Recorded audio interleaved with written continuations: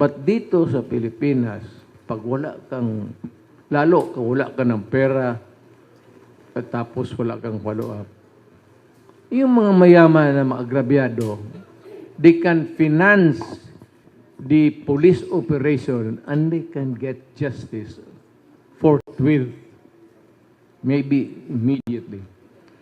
Pero yung ordinaryong taong hinold up mo, pinatay mo,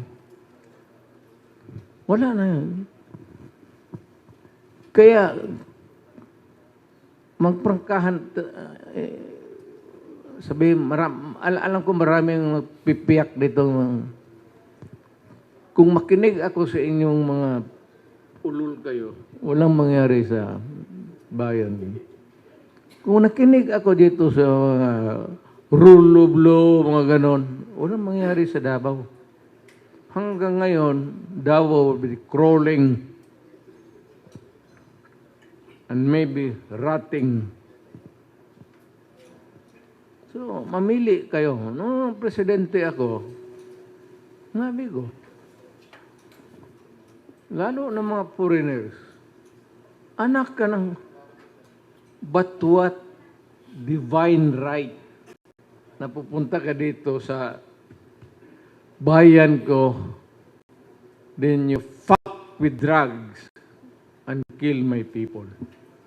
Bakit kila? Bigyan mo ako isang rason bakit kita bubuhayin. Let's check. Tangin.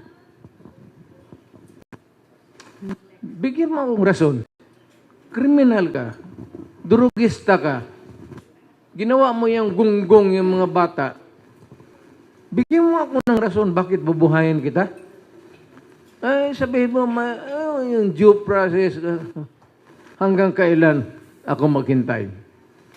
Kung ako mismo ang prosecutor, ako ang mayor, mamatay na lang ako yung kaso.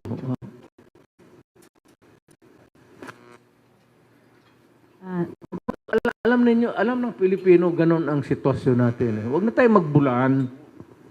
Huwag na tayo magbulahan. Prangka-prangka lang. Kung makapagbayad ng abogado yan, wala. Postpone dito, postpone doon hanggang ultimately surrender yung complainant. Sir. Lalo na yung walang pera.